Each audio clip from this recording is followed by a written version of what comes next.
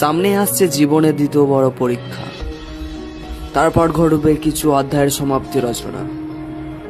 হাজার স্মৃতির ফিরেছে নামকগুলো যাবে হারিয়ে। আবার পাবো কি সেই ছেলেবেলাটা ফিরিয়ে? প্রিয় টিউশন ব্যাচগুলি আর হবে না যাওয়া। শেষ হয়ে গেল বন্ধু বান্ধবদের সঙ্গে টিউশন থেকে আসার পথে কথা বলা।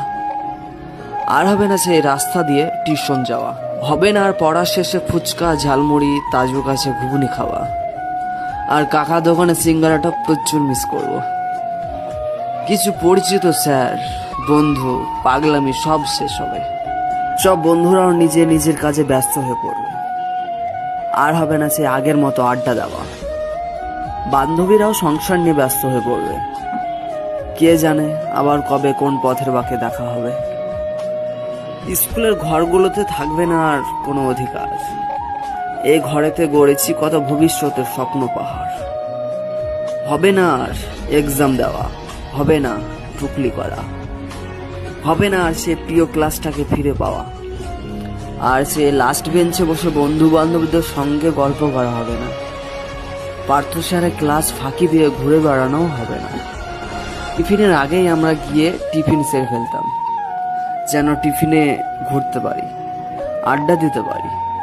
সেটাও আর হবে না। স্কুল ইউনিফর্মটা পরে থাকবে ঘরের কোণে। স্কুলের ইউনিফর্মটার উপর কোনো অধিকার থাকবে না। হাজার ইচ্ছে থাকা সত্ত্বেও সেই সাদা কালো ড্রেসটা আর পরা হবে না। নতুন জীবন শুরু হবে এবার, শেষ হবে ছেলেবেলা। এবার শুরু জীবনের পথে বড় হয়ে ওঠার খেলা। হারিয়ে যাবে সেই স্কুলের স্পোর্ট খেলা দেখা। আর হ্যাঁ, স্পোর্ট এ অংশগ্রহণ করা হবে না। হারিয়ে যাবে স্কুলের সাংস্কৃতিক অনুষ্ঠানে অংশগ্রহণ করা। আর হবে না বন্ধু বান্ধবদের সঙ্গে বসে বসে অনুষ্ঠান দেখা। প্রথম প্রেম, প্রথম ভাগ করা, প্রথম কাউকে আই লাভ ইউ বলা, সেই স্কুল থেকে আর পাবো না সেই দিনগুলো।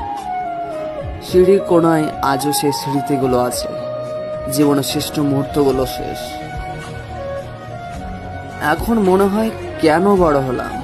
ছোট ছিলাম, ভালোই ছিলাম।